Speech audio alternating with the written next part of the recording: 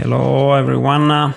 It's the last episode of the EAVI Conversations 2021. It's the last one. We are almost. Hi, Myles. Hi. You are our last guest for this year. No pressure. We start 5 weeks ago, in fact, so it's almost Christmas. I have the impression that we start in back at Easter or long time ago, and so it's a pleasure to finish these conversations with you. We are great fans. First of all, I should ask you, how are you? Because you didn't feel so well recently. You were touring with your band. How is it? Yeah, and as rock and roll goes, some people get unwell. I had flu symptoms, all checked out negative for COVID, which was the good news. But the bad news is it's just been horrible fatigue for a couple of weeks. But I'm raring to go with this conversation, so I'm just really grateful to be a part of this. So thank you for having me. Thank you. So let me also present you a bit more formally. So you are quite famous as a YouTuber. You were a YouTuber since a few years. You have tens of thousands of followers. I've seen also on Twitter, and you are. You define yourself a cyber philanthropist, so we'll go a bit on this. People will understand the meaning of our title of the session, that is Digital Empathy Gap. So the center, the core of the discussion will be other people, our relation with other people. You were a UK YouTube ambassador in 2018. You have done a number of charity events, the UNICEF Honorary Fellow after creating the annual 24-hour non-stop live charity fundraiser Stick Aid. You study psychology, and you are helping others also to produce and distribute a video to be used as a vehicle for social change, including education, mental health, politics, and activism. Is many things, as well as this you are playing, singing. I don't know if I'd call it singing for me. I am a screamer in a metal band, which will probably shock a lot of people tuned in that will see I'm quite a calm, chilled person. But, it's one skill I have, if we call it that. And so I'm sticking with it. But Luke is the lovely singer in the band. So, he gets all the credit for the melody. Because the gender is how does it go, these two things together? Is from one side you talk about empathy, but then it's kind of heavy metal is the kind of music you do, is it? Yeah, it is. I don't know. I heard ages ago that when the great composers, if they had like amplification, like Beethoven and Mozart, they would have actually been heavy metal composers, because there's a lot of crossover between classical music and heavy metal. Now, that could be just someone from the metal industry trying to give themselves some more credit, but I'm happy to go with that, So you may describe a bit better than what I did. In fact, for sure, easy things to be done. I remind people wherever they are we are live on Twitter, on YouTube, on LinkedIn. We are live on Facebook. Obviously, we are live here on Zoom. You can ask questions that obviously Myles will answer. Have you seen that video of Boris Johnson with all his paper and he couldn't find the right one a couple of weeks ago? Was a bit pathetic, but I think it in the same condition. But is too many of those. Tell us, please, what So, which is the common denominator? What you do is you have done it quite successfully. Which are your intentions in doing what you do? Sure. Once again, thanks for having me on and for that introduction. Trying to define myself is something I have struggled with my entire life because I have not had a very conventional life journey. And I think if I just go through a few bullet points of what my life journey has been, it will hopefully paint a picture of why I've had this kind of constant wrestle with self-identity. And it's around this. I've always had an interest in people, the well-being of others. And when I left secondary school, I went to university in Hertfordshire to study psychology because I wanted to become a counsellor. For me, that was a way of helping other people. And in the latter half of my gap year, this website came about, YouTube, which was this video uploading website. And there was one video in particular that was on BBC News at the time called My First Try or First Try by an elderly gentleman, 80 years old, called Peter Oakley. He was called Geriatric 1927. And it had like 1 million views. And people were saying, look at this guy, he's put a video out there and all these people are responding. And it was so old school that when he wanted music to fade in at the beginning of his video, he would hold up a radio to the camera and then he would put it back down again when he wanted it to fade it out. It was amazing. So I check out this website called YouTube, and it wasn't just his video that appealed to me because it was talking to, the audience. It's not like talking to a camera. We call it audience facing a lot in the industry, which is. So this was 2006, 2010. Yeah, 2005, 2006. Yeah. Okay. And there were all these hundreds of video responses where people introduced themselves. And so I did the same, thinking nothing of it. So I was like, I'm Myles, I've written this film script. I might read a bit of it. It was just something I did as a hobby. And I might have had like 2 or 3 comments, maybe 10 views. And these few comments were like, oh, I'd like to hear more of what you did. And so I started doing daily videos. A lot of them were comedy, or what I thought was comedy at the time. And I was vlogging about my life. And I've always said progress is something you only recognize when you look over your shoulder. I did not go onto YouTube as a filmmaker. I did it out of curiosity. And so as I approached university to do psychology, my parents were quite concerned because back then you couldn't make money from YouTube. They, invested a lot for my education. They wanted me to do well. They were like, Myles, we want you to get a first in psychology. Don't get distracted by this YouTube stuff. Parents are all the same, but they're often not. They are often right. Do you make any money now out of that?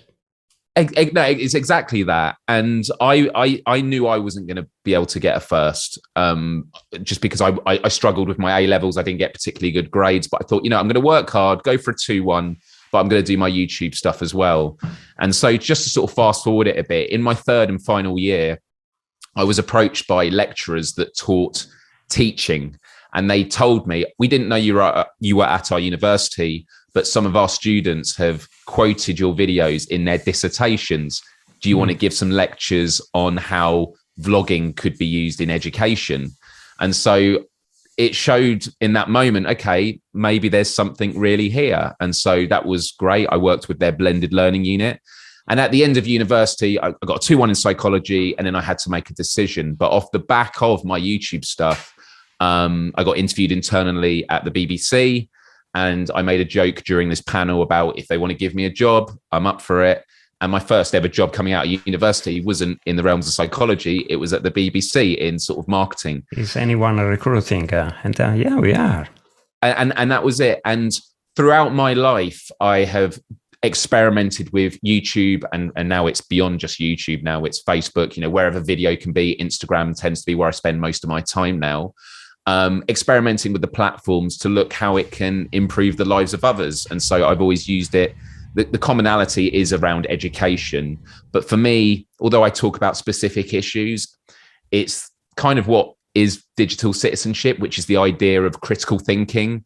It's not about teaching people what to think, but how to think. And so in parallel with me doing all these YouTube projects, which we'll talk about over the next hour, TV and propaganda, they're already doing that now. Is the message is I tell you what you think. Right, exactly that. And it's about being aware of what those tricks are.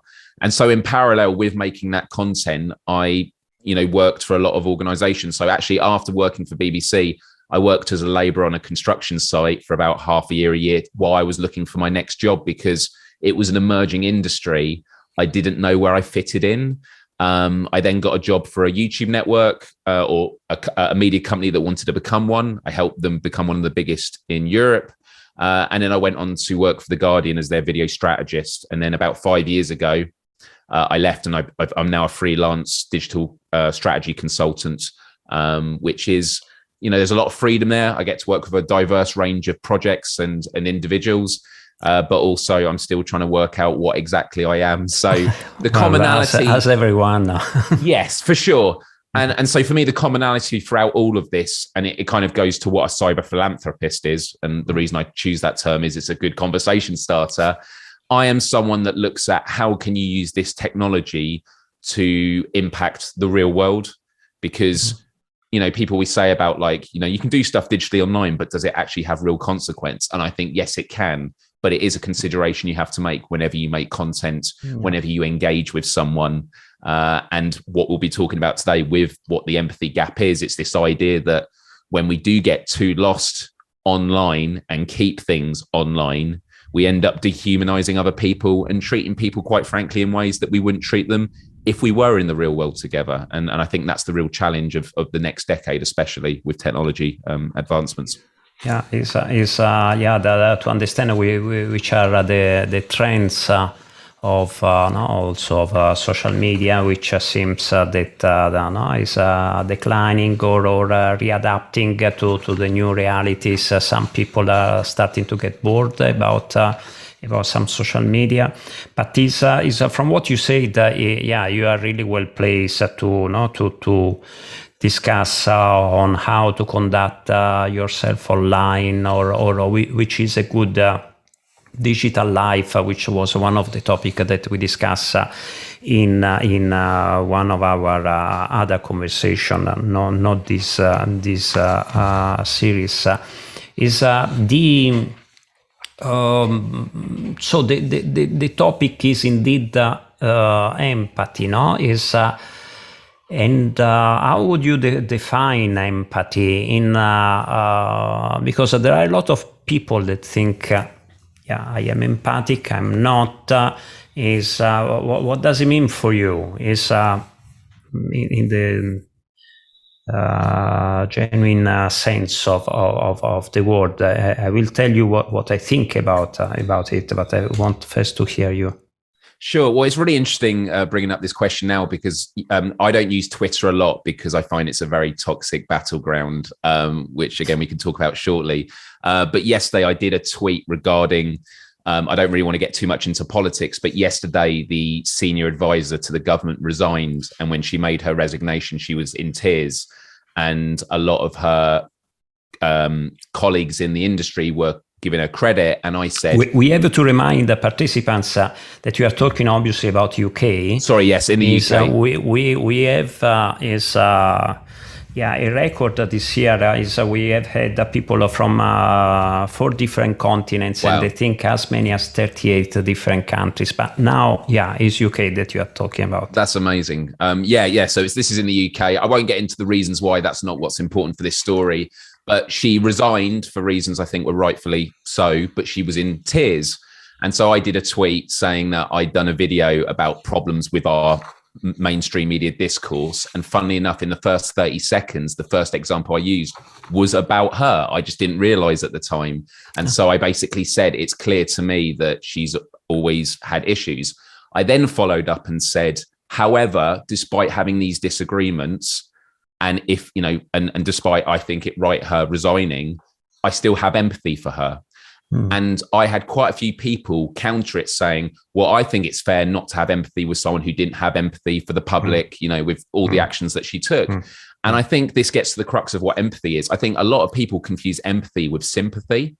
So I don't have a lot of sympathy because I think it was justified that she had to resign. But when you see someone hurt or in emotional distress, I do empathize with that. And so when it comes to what empathy is, if we go down to the scientific level, we have inside our brains mirror neurons. And what science has shown is that when you see someone suffering, and if you are functionally empathetic, your brain's mirror neurons will fire off and basically simulate what is happening to them. So if you see someone in tears or in pain, you start simulating that pain and that sadness inside you, and you kind of feel it. So you're not experiencing exactly what they have, but you kind of put yourself in their shoes. And so for me, when it comes to what empathy is, it is the idea of being able to put yourselves in the shoes of others emotionally. And that's a really important distinction, because when we get to talking about, helping people with mental health issues, it's very easy to say, I know how you feel, because the truth is we never know how other people feel. People have different experiences in life. They've been on different paths that have got them to where they are. But empathy for me is a starting point. And this relatively rare, no? Is when you say that is the capacity of identify yourself with somebody else's feelings or needs. Or you to understand the logic, not necessarily to share is the reason why. But it is relatively rare that people have this willingness to be changed also by what we hear. No, is very often we are quite so okay, I listen to you, but in fact I want to convince you that you shouldn't suffer so much, or we come up with advice, or we feel like we want to analyze what was causing. But maybe they don't need that. We don't need that when we don't feel. We just want to be listening in a genuine way. Yeah, no, that's absolutely right. And I do think the challenge when it comes to empathy, and actually bringing it back to my band, if I may quote a lyric, we have this line in a song called Mirrors, and Mirrors actually taps into what the mirror neuron concept. And there's a line that Luke sings, which is, perceiving all is to suffer, ignorance we know is not the way. And it's this idea that if as human beings we had 100% empathy with the world, we would not survive. There is so much pain and suffering in the world that it is unmanageable to have complete and total empathy for the world. So like with everything in life, there is a healthy balance to be had.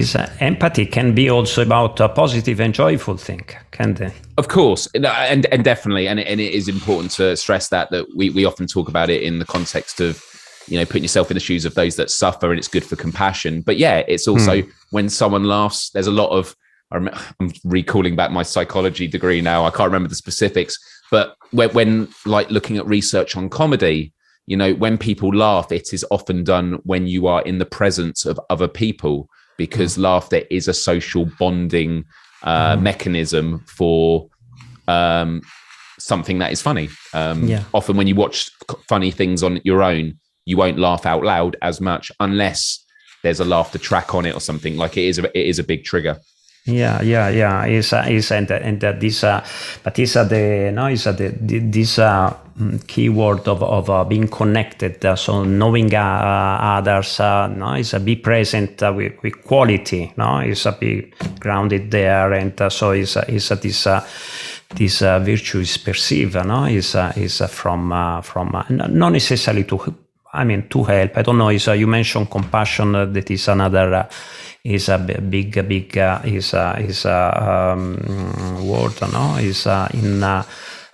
but connection is something that very much refers to our online world.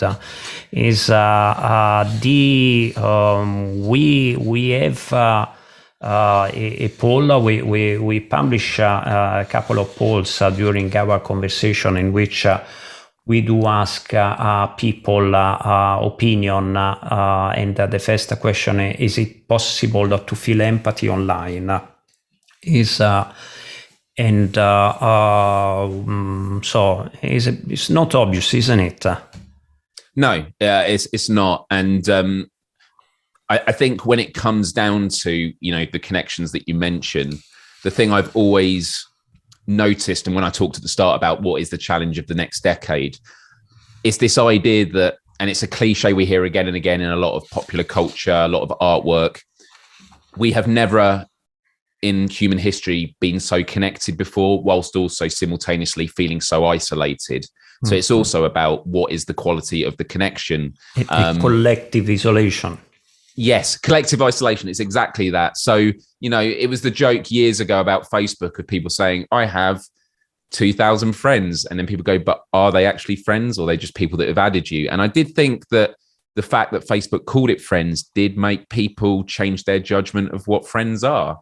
And so that is one challenge. But the other aspect to it is the type of connection we have online with people. When you look at what it is to communicate with others, the majority is meanwhile, sorry, I interrupt you, because I wouldn't want that this disappear from the screen. So the result of this is that people think indeed that it could be possible to feel empathy, the great majority, to a degree or absolutely, but is for people out there, they think that indeed, why not? And there's some people that have put absolutely not. And I think it might tap into this point, which is the majority of communication is through body language, tone of voice, facial expressions, the content of a message, like the actual words spoken, not the way they're spoken, but the actual content is the smallest of percentages. And what happens with most online discourse, it's all text. It's one of the reasons I don't use Twitter much, because obviously the character limit is a lot longer now. But once upon a time, it was any point you wanted to make, whether it was what you were having for lunch or what your views are on current political discourse, you've got to put it into 120 characters. And so what does it encourage people to do? To spearhead whatever their thoughts are. So it's the most concise and often most blunt and least nuanced perspective, which then becomes the battleground of ideas online. And I think that is what leads to the dehumanization of others, because then you just find people are not shaking hands or, gesturing on soft conversation to get an understanding. It's a battleground with spears to find out, how do I get more retweets or likes to win the argument, which is actually one of the things that frustrated me when I was at school with debates, because it was never about what do you believe in. It's you're on that team, so regardless of the facts, you got to win the argument. And it is an important skill in some ways, but I think that we have especially in UK culture, I can't speak for cultures around the world, but I think especially on the online space internationally, our social status is the most important currency, because that defines what jobs you get, your relationships, your friendships, how other people see you. And so it forces people to do whatever they can to uplift their social credit. It certainly is valid for the part of the world that I know. No, is this idea that and the polarization and bubbles and people entrenching in their own position regardless of other people's opinion, or talking to you, just picking up the 3 things out of 15 that you made, because they can be used to defend their preconceived thesis, which is exactly the opposite of empathy, isn't it? You would be much more rich if you would be open-minded enough to listen to and is ready to change your position. Instead, this is not happening much online. Have you met people online that then you have become a good friend with? There are people that are getting married online these days. Personally, I've met hundreds, thousands of people around the world that I've known online. And so I feel I've built a pretty good judgment of how people are. But whenever I meet people, it's always on the understanding of we're never going to know the chemistry until we meet in person. But, there are some people I've known for 15, 20 years of my life that I've never met in person before, and yet we're still connected. It is possible to have this connection online. Absolutely. And you know what? I think it's actually been showcased even more so during the pandemic, when people have been in lockdowns. It's actually forced people to engage in the digital space and realize with video calls, like you and I right now, we're having a connection. We've never met in person. If we actually go to the crux of what's happening right now, is I'm looking at pixels on a screen. So I'm actually looking at a blank bit of metal and glass. That is physically what's happening in this world, and you're doing the same. And I'm talking into this bit of metal. Yeah. I could apply if you are recruiting in your band, if you need a guitarist. And then we meet in person. We'll do a tour. All right, I'll speak to the others for charity. I mean, if you are making charity, this is because we are going. Technology is going that way. No, it will adapt and change. But obviously, it's the very first idea when you mentioned 2006 of the social media that we are indeed facilitating connections and having getting to places where you could not have been. And then it distort very much, and indeed is a bit frustrating the business models that are out there, and the fact that people are a bit exploit or push towards a certain position and conflicts is in a way. Notwithstanding that is you were saying, people seem to have this empathy value as a natural instinct. So people would be quite helpful and good each other if they would be allowed to do so. Having said that, and I contradict myself, I mean, I always do it, even in my head. That's what critical thought is, man. I haven't met many people in my real life, I mean offline, that have this virtue of being empathetic in the way that you say, genuinely is to be present, is available for others in such a generous way. Sorry, you were saying that the people that you know, they are good. They are good, but in fact, I don't know anyone that is particularly bad. But is in a conversation, if we go with my friends and things, we always talk about ourselves. We start saying, I have gone to Zanzibar on holiday, and I have done this, and that, and then the other usually reacts saying, and I have done this, and that, and then okay, see you next week. Right.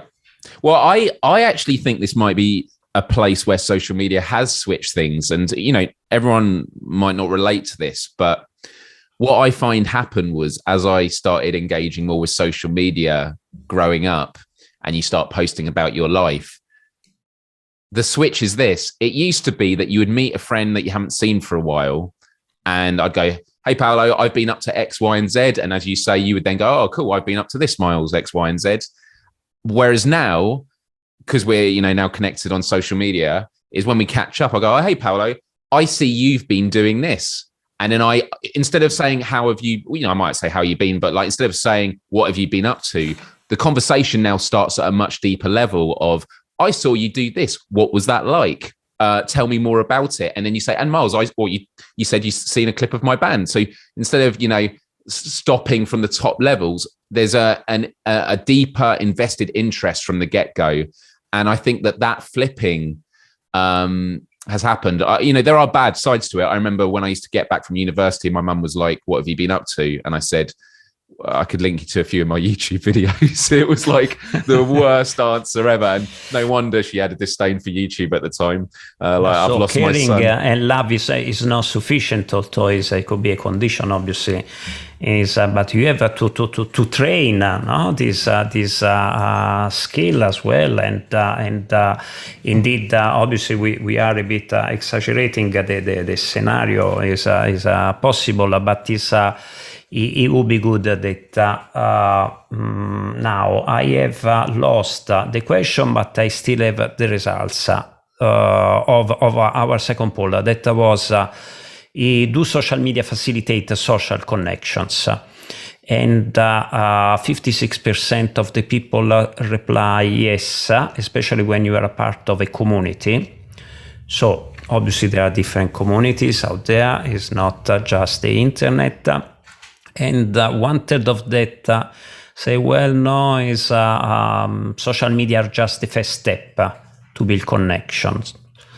Similar percentage of people that are on the no answer. We've got like a group of contrarians in here, which I welcome. But there seems to be a 10% people that don't believe empathy can be brought online, don't think connections can be made online. And you know what? That might be from personal experience, and you can't, not everyone is going to have a positive experience online, and there are a lot of dead ends online that don't allow for it. Just in my experience, I've lived and breathed it for 15, 16 years. And yes, I've had lots of negative experiences, but the potential of it and the good I've seen it can do, I think is incredible. But that's not to say there aren't huge challenges in the world at the moment, and that's why we need to step up and take it head on. Mm-hmm. Let's go to that in having as a reminder, obviously, which is a good one. We are all different, and we have all different needs, ambitions, aspiration, and the moment in lives. So it's very, very difficult to judge somebody else's behavior in any way. Is indeed this part of challenges, as you put them, is if you hear certain theories, is very, very scary. Is this you use the adjective before, dehumanizing? What's your view? Do you think in which point of history we are to where we are? This is going to happen. So one of my favorite books is The Empathic Civilization by Jeremy Rifkin, and within that book, it's a big book. But there's a really great 10-minute animation about a part of it which goes through the history of empathy. And he talks about how, we used to be empathetic across blood ties, because we were in small tribes. And if you saw another tribe over the other side of the mountain, you didn't know who they were. So they were enemies from afar. You didn't empathize with them at all. You were very cautious and closed off. And so there's this connection between empathy and your ability to reach out and communicate. It then talks about the agricultural revolution, the printing press, the industrial revolution, and it went from blood ties to religious ties within that period, that people would empathize with people they had never met before, but if they were of the same religion, we have commonalities, we have a language that connects us, or an ideology that we communicate. And then through the Industrial Revolution, we had the establishment of nation states, because something it taught me that I didn't appreciate is how recent in human history nation states actually are. These national institutions that group people together, not just within blood ties and religious groups, but now across a sense of nationality and, what it is to be, in our case, British, what it in case to be Italian, American, all over the world. And the question it proposes is, if we've got this far, could we actually achieve global empathy? The idea that we actually empathize across nation states and as citizens of the world. Now, I think we can, but I don't think it's just a choice of us going, should we do it? Yeah, all right. This is going to take a massive cultural shift, of which the internet is going to speed this up. And one simple example I will give is, once upon a time, when we would go, I say we, the UK, but any country, but unfortunately would be usually the UK with the US. If the UK goes to war with another country, it would be pressed upon us from the government and the media, the limited media we'd have once upon a time, that we are going to war with enemies from afar, these evil people that hate us for who we are, and therefore any collateral damage and all this is justified. What happens now is we go to war with another country, we actually see footage on the ground. We actually might have relationships and connections with people that live in those countries. I am friends with people from hundreds of countries around the world. And you know what? I don't always necessarily have to agree with them, but I hear an alternate perspective. I am now not confined to my nation state. Now, that unfortunately is very terrifying for national governments, because our former Prime Minister, Theresa May, made a speech at one of her party conferences saying something along the lines of, I think it was this: if you believe you are a citizen of the world, you are a citizen of nowhere. Now, for me, would I say that's offensive? Yeah, but I'm not like crying about it. But I think it's a disgusting old school mindset that should be in the dustbins of history. I think we're actually moving towards a global. You are not showing much empathy there. No, but it's because empathy, and you see this in some political circles, is actually an inconvenience. Yeah. Another example, the refugee crisis. It is, and I saw a poem the other day, which I won't try and recite off the top of my head. It's the idea of like, kids drowning at sea trying to get to another country, but they're not my kid. I don't have to think about it. And we had, there was quite a few years ago now, there was a famous newspaper front cover, Alan Kurdi, I think the kid's name was, very small child washed up dead on a beach. And it horrified people. And you know why? Because it sparked empathy. People in that moment couldn't ignore what they just saw, and they start having to explain what that was. Was it justified? Was it not? And this is where you start seeing people come up with the most outlandish explanations of, well, their parents were irresponsible for putting him on a raft. Why would they do it? And instead of asking what kind of desperation would allow for a situation like that to happen. And so without getting too much into it, there is something called the just world hypothesis. And it's the idea that when humans are faced with an incredible tragedy, sometimes it's too painful to accept what the reality is. And so what do? We start telling ourselves stories of how the victim was somehow responsible for it. If a woman gets abused on the street on a walk home, well, what was she wearing, or what was she doing out on her own, as opposed to saying it's disgusting that and evil that someone was out there to commit that crime.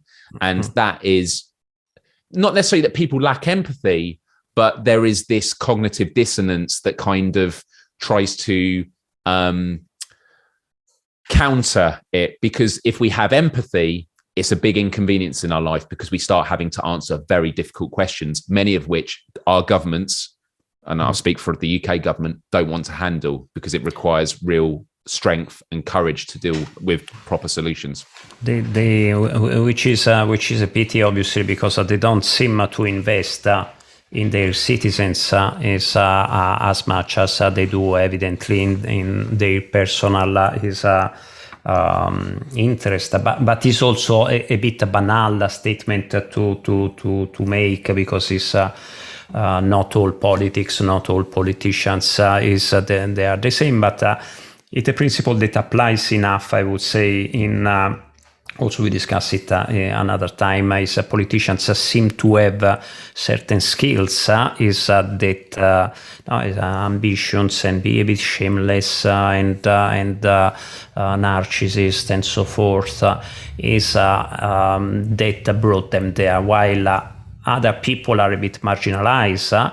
Is because we do not all have those skills, and we don't want to have them, but the fact is that we allow them to rule on our behalf. And indeed, to be good is they would have there is a conflict of interest for them, but people are good. I think this is a very good example is on another book that I was reading. He was recalling the good example of during the First World War, when the trenches of Germans and British were so near each other, and on Christmas days they actually were brave enough first just to sing is a Christmas song, and then they come together. They even had a football match together. So these things are happening, notwithstanding all bad things that the media, they are so ready to show and to highlight. So I very much agree with you that there is something that we can do, we should do in a way, and that having being able to use the media in our favor. I mean, on the favor of humankind, if you want, and not just humankind, all life and animals and nature. That is for sure. But it's a bit of a struggle, and is. Indeed, I think within being empathic, there could still be is the fact that certain things upset us and therefore we want to react. I have some questions here that I would like to put you forward.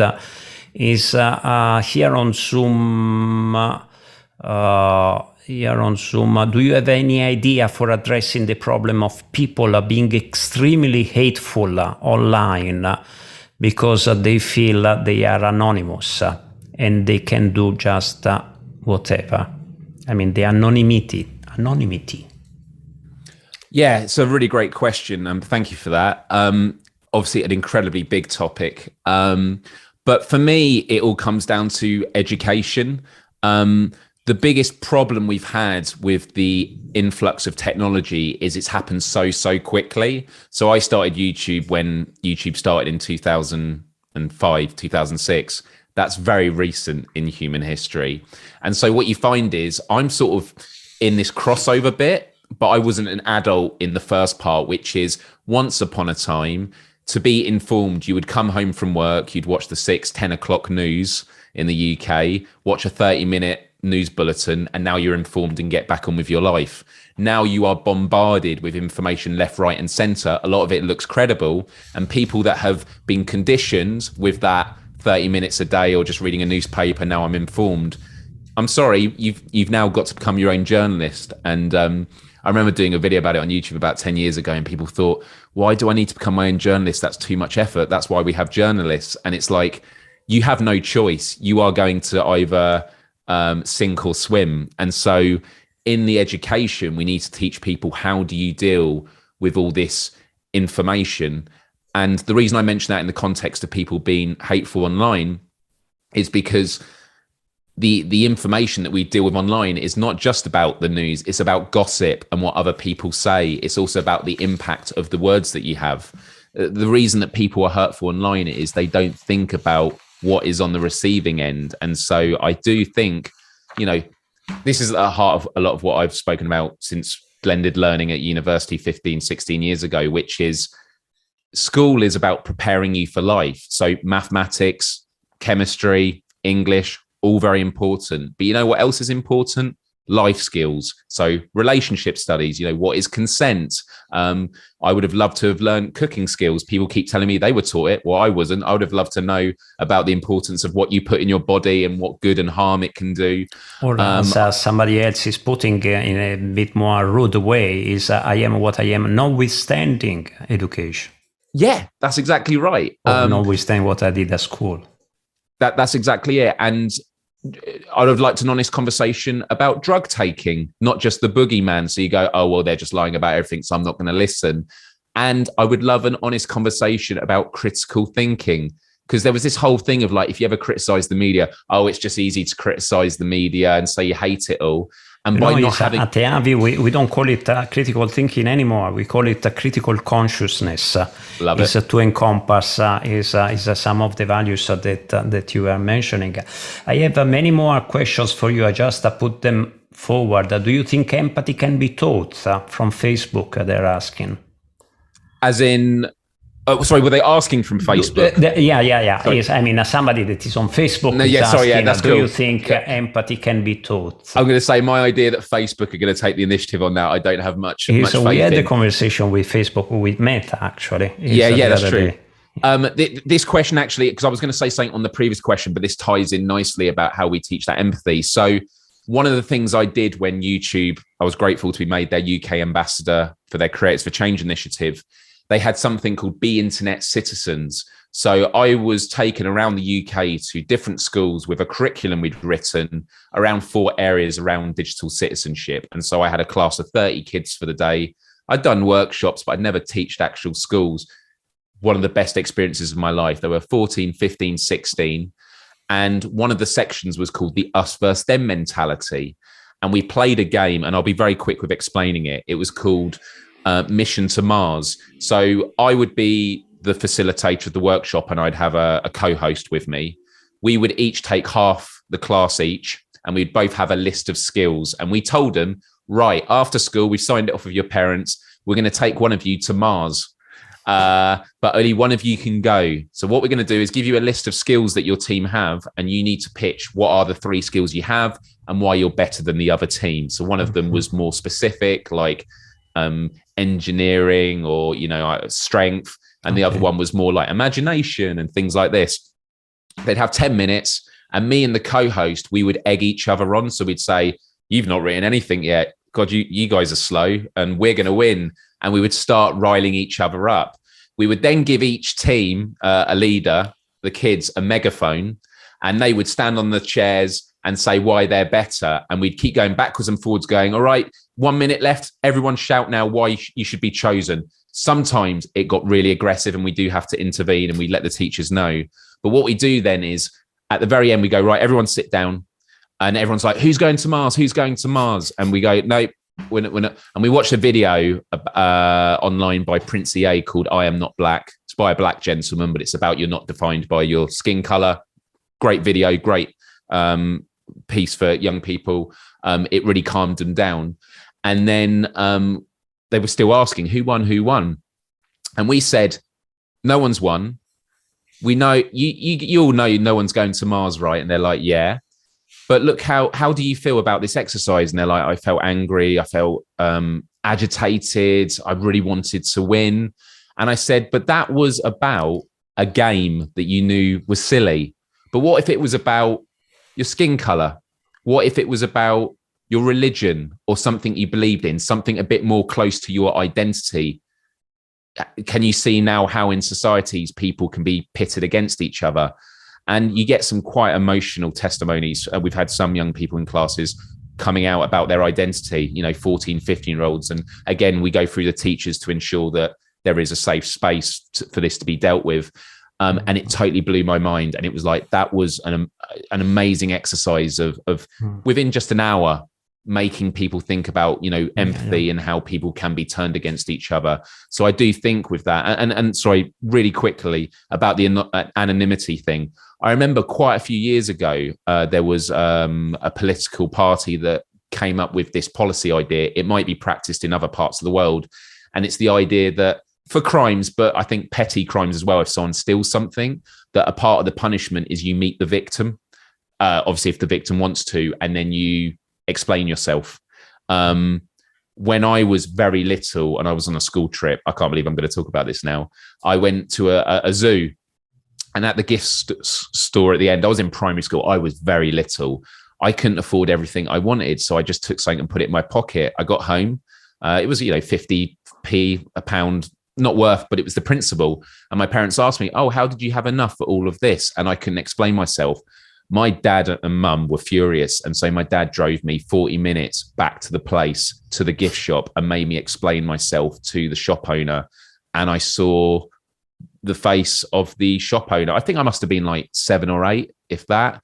And that stayed with me. And I think huge credit for my dad taking me.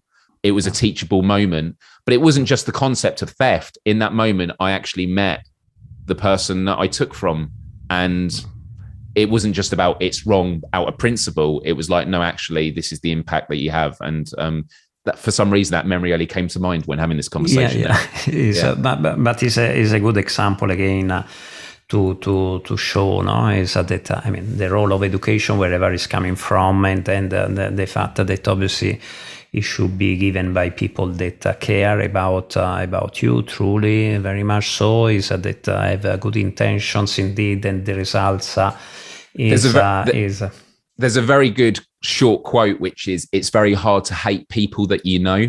And I think that is the crux of the internet. The people that you will give abuse at, you probably don't have any idea what they're going through. But if you knew them and were in person with them, you'd have a very tough time. Now, there are always exceptions to the rules, but those people, I think, can be changed as well. But is this idea of connecting, no? And the same reason why you should travel if you can, or no, is knowing because indeed it would be nice as soon as you truly know somebody. You are not afraid of that anymore, and therefore there will be less conflict and so forth. And this idea of that you mentioned before about nations indeed very, very, very recent and quite unhealthy in many ways. Is because in the end, no matter where you are born, we are all human beings, and we would go very much along with each other if we wouldn't have this maybe this sense of belonging to I don't know, is a country just or but yeah, I mean a long discussion. I have a question from LinkedIn. Where can we see the digital empathy gap? Is it commonly recognized as a shortcoming by experts? Because the title that we have given is digital empathy gap. So is this vacuum, is it visible? Is it visible? I mean, I think it is visible in society. Every time someone is cruel to someone else in a way that is not constructive, I mean, whether cruelty can be constructive, I think is another discussion that I'm not even sure I have an answer to right now. Whenever you see, cruelty, that is technically an empathy gap. Whenever someone does something that dehumanizes someone else, that is an empathy gap. Whenever you make a mistake that you wouldn't have done if you knew that person in real life, that is an empathy gap. I've exhibited many examples of empathy gap. Sometimes it's just a lack of compassion, and the empathy gap isn't necessarily saying there is no empathy at all. It's if only I had more empathy. But empathy does require information. It does require connection, human connection. So I do think, although a gap would suggest the complete vacuum and absence, I do think it is a sliding scale. It's just a question of how big the gap is. And there is a question that is here from Zoom that is related to that. I read it out. Myles, you mentioned the need to step things up to come. You are reading the question, are you? Because I can see it here.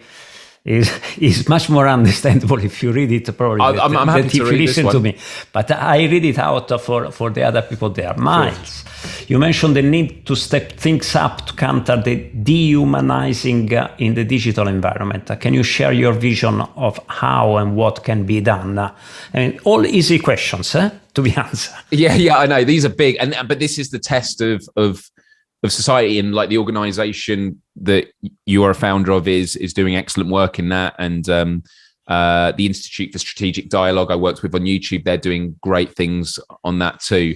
So I think we've touched upon it somewhat in the last answers, but in terms of the dehumanizing aspect in the digital environment, it is just about making people realize what is the consequence to the other side. It's like the golden rule in religion: treat others as you'd like to be treated. When I go into schools, I was bullied at school, but when I left the school gates, I was able to leave that behind me, and I dreaded going back into school. Young people these days, you can't escape it, because if it's not evasive of just being in WhatsApp groups and bullied constantly on social media, it's the constant pressure of who's got more followers, peer pressure, the fear of missing out that you see on social media generally. So in terms of steps, actual concrete steps to counter the dehumanizing in the digital environment, it starts with education. Now, I think young people, from what I've seen from teaching, is they really get it. But I do think that the times that I've seen cruelty in schools from young people when talking about sensitive issues, it was stuff that came from their parents. It was clearly that, because any word, which is sorry, I interrupt you, is, and it was not the good moment to do it. I apologize, but is when you say parents, I tell you which was the main problem that I had with my dad was that he was always right. He'll be glad that you said that. He would agree, probably. I think my dad would say the same. But I can have a discussion with that afterwards. I don't know if he's watching. No, I was discussing often, but he was objectively right at the end. Yeah. So, but every word that we ever communicate has been learned from our environment. So there's a lot of research that shows that if you are someone that reads a newspaper that is very explicit, uses bold, simple language, extreme language that's constantly blowing everything out of proportion, that filters in, and that is how you see the world. Like, actually, technically, the more words you learn, the more nuanced you can be, because you can now actually describe the shades of grey. And obviously, the polarization that we're seeing in society is because we're told to take teams. Well, if you want to be on this team, this is the language we use to describe ourselves, and this is the language we use to describe the others. And it's about the othering of people too. And so I think that in terms of the things we need to do in our education is to give people the tools, not on what to think, but how to think. And what you're seeing happen online is young people are countering their parents now. There is this generational divide. Now, it's not always great, but there is this sense that there is a democratization of ideas being challenged. And the more we challenge ideas, the more we decentralize sort of power structures and also narratives. Now, that can lead to aspects of chaos, which can be problematic, but it also allows for new systems to flourish. And so we don't know how this is going to go, but what I am sure of is that we are either going to sink and swim in this mass data, mass information world. And so we can either let it consume us, or we can do what we can to make sense of it. And I think that is the challenge of our generation. This is a good answer to a question that I didn't ask. Is that was indeed would have been which is your is how you see things happening in the near future. And I would add, if I may, to your reflections, the fact that this is in our own interest, not that we want to be empathic and good, is just for others. This enrich is as enormously, is from all points of view, and education in the broader sense, as you have mentioned, is can be not just in schools, obviously, but informal or with peers or with others, or learning from ourselves. I think learning is a better word than and having the curiosities, and then life is wonderful, isn't it? Is so many good things. Is a pity to pass by them. Thank you, Myles. We have come to the end. When I say the end, it truly means the end for the EAVI conversation of this year. So I take 1 minute is because I should not forget to thank the people of EAVI. Is Dimitra, Laura, Ioannis, Giovanna, Soti, they and others that have contributed to this happening. It's not rhetoric. We thank the participants that were here and on other social media. We will make available your videos together with the others to be viewed and enjoyed, obviously, on offline. Is with subtitles, a bit package edit, but not much. Remind people, we have just received, look at this. This is a new, the EAVI, I don't know whether you can see it, is our new calendar that is for 2022, that is inspired to the idea that food is, you cannot see it, is the media food is the metaphor that we have used. So there are certain things like the propaganda and news that you were mentioning before that we have to be careful about because they are not good for our health. But I come the very last moment to you because I want genuinely is a thank you. You look like you are a person that to trust is and obviously this is the result because you are genuine and sincere in what you say. That is why you must be so successful with your activities. I thank you also on behalf of those that benefit from your charity. Initiatives you do it mainly for children, do you? Yeah, so in the past, when I did the live show, it was for UNICEF. I haven't done it for quite a few years now, just because it was a chapter in my life. But I do support people that want to do charity work. But what I would say is there's a massive internet world out there of gamers that are constantly doing live streams, and so it's amazing to see. And can I just say also, I've just turned my phone back on and my dad just texted saying, yes, I am always right. So he's watching and he is in very much agreement with that sentiment. Because let's face it, the advantage that they have is that we are very reasonable. And therefore, we do admit we are very open-minded, because if we would be different as children, son, we would oppose that. Instead, we say, well, you are right on the point. And is one of my brothers at one point told me, well, because I admit to one of my sons that I was wrong on certain things. And he said, well, you should never do it. It's not a good piece of education. You should keep your point. I was wrong, and he was right. So I told him, I have, more questions are put forward, but I don't know whether it's, and maybe we should also put your, in the chat, your contacts, if people want to reach out. I would just say that, and by the way, if obviously you guys have got a schedule, I'm happy to stay on for a bit longer and answer a few more questions if there is time, but if we have to go, that's fair enough. I have nothing to do for the next hours, but I think this is the format. Sure, of course. I would just say to anyone that is interested in what I do, I'm mostly active on Instagram, so it's Myles Dyer Official, 2 Ys, MYLESDYER. And if you're interested in the ideas around empathy, I host a podcast show called The Quest for Global Empathy. So if you search Quest for Empathy, the video version's on YouTube or audio version, wherever you get your podcast. And Paolo, I won't ask for a commitment now, but it'd be wonderful to have you on as a guest sometime to have a conversation about the work that you do.